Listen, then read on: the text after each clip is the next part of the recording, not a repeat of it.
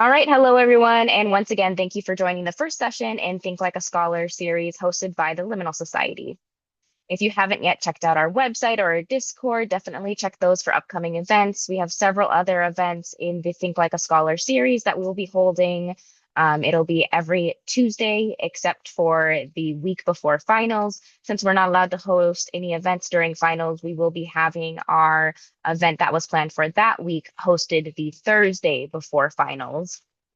Today, we're going to explore what it really means to be a scholar and how that shapes the way you show up in academic spaces, build confidence, and find your voice.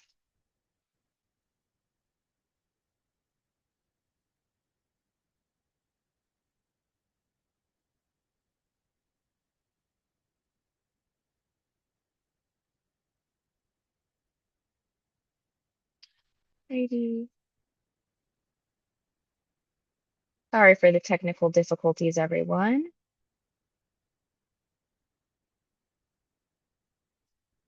All right. To start off our session, we're going to start at looking at a quote by James Russell Lowell. Lowell was an American poet and reformer who used his poetry to speak out for change, especially against slavery. He was part of a group called the Fireside Poets, and one of his poems, The Present Crisis, even expired the name of the NAACP's magazine, The Crisis. Like many people of his time, Lowell was not perfect. But in a speech he gave to Harvard University in 1884, he spoke about how being a scholar isn't just about collecting facts or degrees, it's about using what you learn to make a difference in the world. For Lowell, being a scholar meant more than studying. It meant showing up for your community and using your knowledge, curiosity, and voice to help others make the world better. So now I'll ask you all, how do you define what it means to be a scholar? And you can go ahead and send those in the chat. Let's see, there we go. And there are no wrong answers at all. So no matter what you put in the chat, all answers are valid.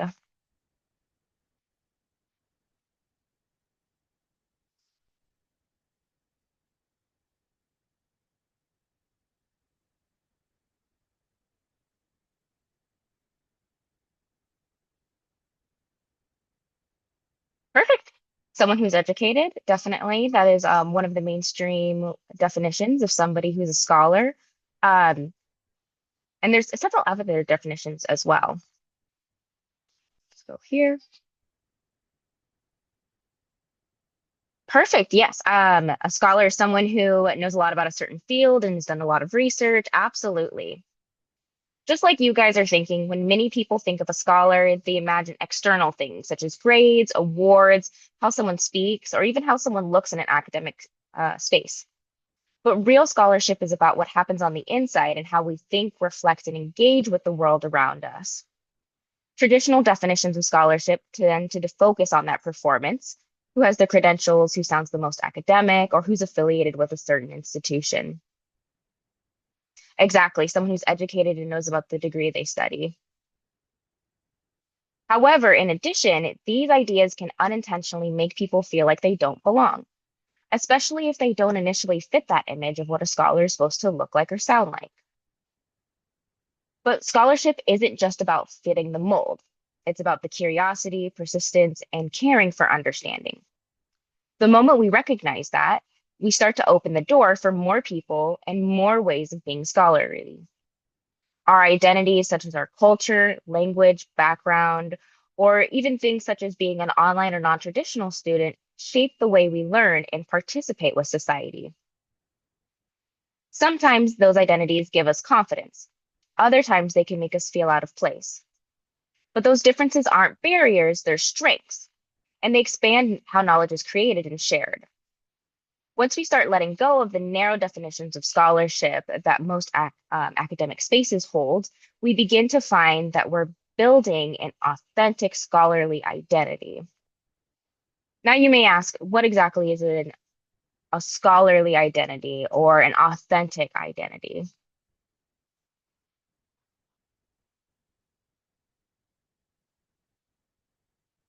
Through the lessons we learn through life, such as our work, our interactions with our community, our family, and any challenges, They're not separate from that academic learning. They inform how we learn and what we learn and how that matters to us. And therefore, it expands what we count as knowledge. The first part of this is valuing our experience through reflection. Sorry, it skipped over a little bit, you guys.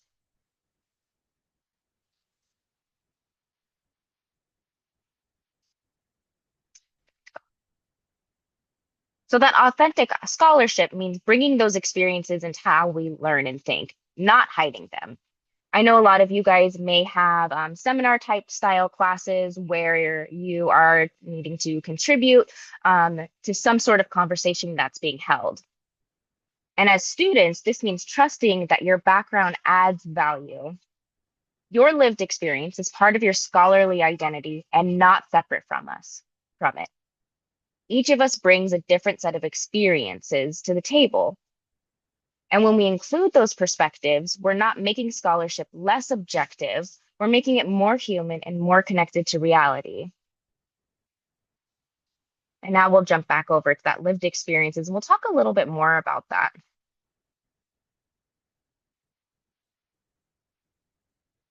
So, like we were talking about a minute ago, we're talking about that reflection.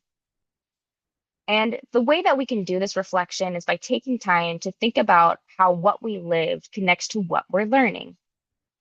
For example, maybe a concept from a class reminds you of something that you've seen in your workplace or community. That connection is not a distraction to the topic at hand, it's scholarship in action, so feel free to share it during lectures. Critical reflection deepens our understanding because it turns learning into something more personal and meaningful.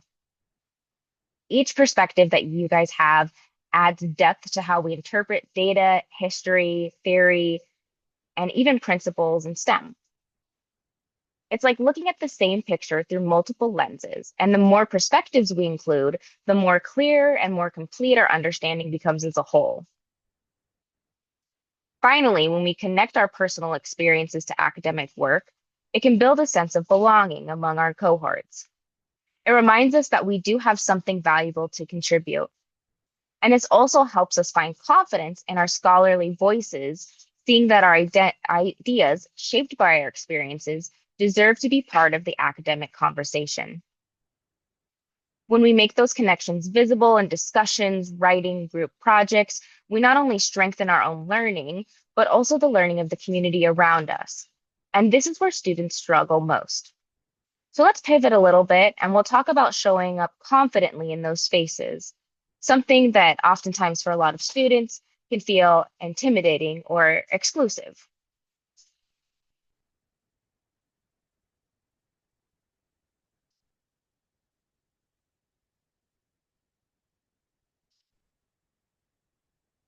A lot of people think that confidence is about being loud, certain, or right. But real confidence as a scholar is about the curiosity and the willingness to ask, learn, and contribute even when you're not sure. For you, this means asking questions even when you're not sure it's the right question to ask. It's perfectly fine. Confidence grows from practice, not perfection. Every time you speak up, ask a question, or make a connection, you're strengthening your scholarly muscle. If you ever feel like an outsider, remember every scholar has felt that way. The difference is that they keep showing up to the conversation. One of the best ways to build confidence is simply by participating. You ask those questions, comment on a reading, or even nodding along to show that you're engaged in the conversation. Participation is not about speaking the most, or who sounds the smartest, or who uses the most academic words. It's about being present, listening actively, responding thoughtfully, and letting your curiosity lead. The more you participate, the more natural it will feel, and that's how confidence grows over time.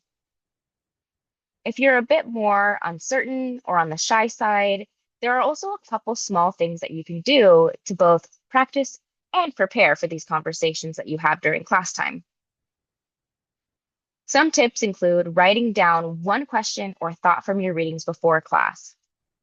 That way you have it in your back pocket. So when that conversation comes up, you can actively participate with that question already loaded. Another way is connecting the topic to something in your own experience. Oftentimes, we as students will feel the most comfortable when we're talking about our own experiences because we're the most knowledgeable about our own experiences. Another option or idea is jotting down a quick note during a lecture when something sparks your interest. Even if you don't have something for the conversation right at that moment, perhaps it's something that you want to hunt down later on. And although you may not be actively participating in the conversation at that time, you can still work your scholarly muscle by continuing to engage in the topic and doing research outside of the class, the topic, discussion, or conversation. These little habits make participation feel intentional rather than intimidating. It can also be helpful to separate confidence from competence. Confidence is the belief that you can engage and learn, while competence is a skill that comes with time and practice. Every scholar that has ever started out has not started out 100% competent in any of the topics of their fields. It's something that has grown over time and that they build up with practice. Confidence, in the same way, is something that a scholar is not 100% guaranteed to have 100% confidence with every topic that they're talking about. And so it's really about practicing that confidence and building it up gradually. The more informed you are about your topic or interest, the more competent you will become as you continue to engage and learn, and the more confident you will feel. You don't have to wait to feel 100% competent to contribute in school. Our jobs are, as undergraduate students or even graduate students, is to learn. It's to get all of those foundational building blocks so when we are no longer students, we will have all the tools in our tool belt to go forth and disseminate our information, to speak about what we learned from an informed place. And so part of the puzzle is showing up confidently in order to follow along that journey. Finally, it helps to shift from a performance mindset to a contribution mindset. In our undergraduate studies, we're not speaking to prove ourselves oftentimes. We're speaking to add something valuable to the conversation. We're not doing our PhD dissertations or theses. We don't have to prove that a concept is right for most parts. There are some discussions where they do want you to prove a theory based on evidence, or perhaps you're writing an essay and doing the same thing. But a lot of the scholarly discussions that you guys will be having, the seminar type discussions you will be having, what's really important about that is adding something to the conversation. You don't have to 100% prove your point at that point in time, but you just add something meaningful.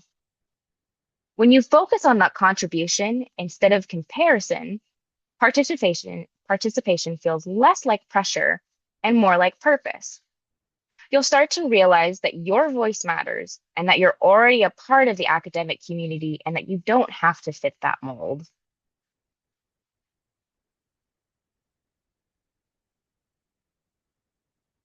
Now we'll go ahead and ground this in some additional everyday scholarly habits.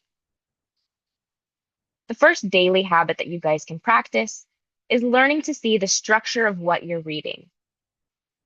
Instead of reading every single word when you're given long text and getting overwhelmed, look for the key phrases. Now, oftentimes this is going to work out a little bit more for social science or humanity type pieces, but this can also go with STEM pieces. Even when you're reading a journal article, you'll want to ask yourself some questions. What question is the author asking? What is their main argument? And what evidence do they use to support that? When you read your papers and journals and articles this way, you start to recognize some patterns, and it becomes easier to join the conversation because you understand how these other scholars have built their ideas, not just what they say. In addition, color coding or using small symbols can also help to organize your thoughts while reading. For example, use one color for main ideas, another for questions, and another for your personal connections to the text. This makes reviewing much easier later on. You're not just highlighting in pretty colors, you're visually mapping your own thinking. It's a simple way to turn reading into an active process. And when you go back to that text, it'll be easier to decipher for things like essays, discussion posts, review, or if you're doing any further research in addition. And finally, one of the most powerful habits that scholars develop is asking those good questions. Outside of asking the main questions, like what is the author's argument and what evidence do they present, try pausing while reading and asking yourself questions as you read through your text. Why this example? Why did this author choose this approach? Who is the author? What is their background? What knowledge are they coming from? Who or what is missing from this piece or this text? Whose voices or perspectives aren't represented in the piece? These types of questions help you think critically, not about just what's being said, but about what's not being said. In addition, if you're thinking about STEM, what articles have they decided to include in their own article? What are the backgrounds of the authors they have decided to include in their review of the articles? Why does that matter? Does it matter? Is there diverse participation? Are there scholars who commonly only reference themselves and others? Are they the main foundational scholars in that particular discipline? All of these questions matter when you're thinking critically. And thinking critically is one of the foundational goals, in addition to bringing your own experiences to the table and how to become a scholar and how to continue working that scholarly muscle. Today, we've explored what it means and looks like to think like a scholar, while reframing that scholarship as something that's rooted in your lived experiences, community, and your curiosity as you read through your text.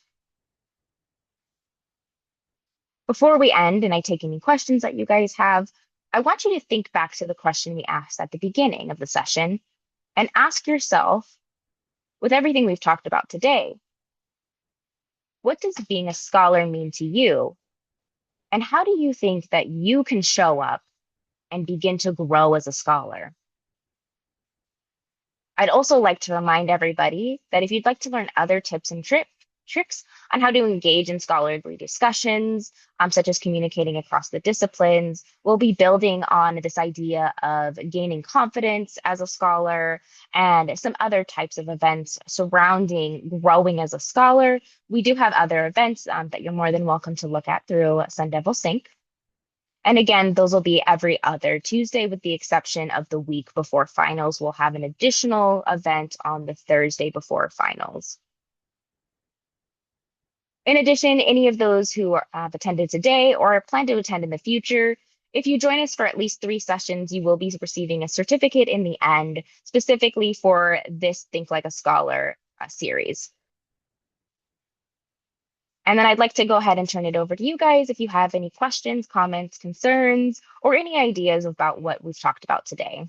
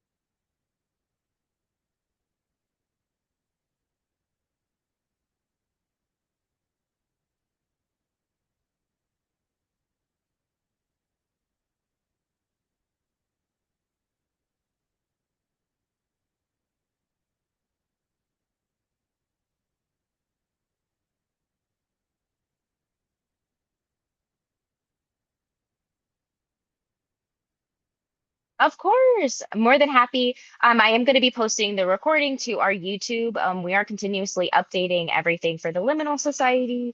We're just kind of starting out with some of these series, and we do plan on sending out some toolkits later on with some of our little series in the future.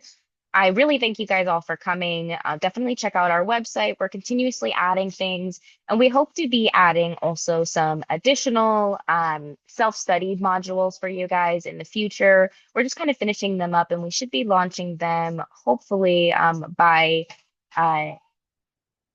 it should be dropped after winter break.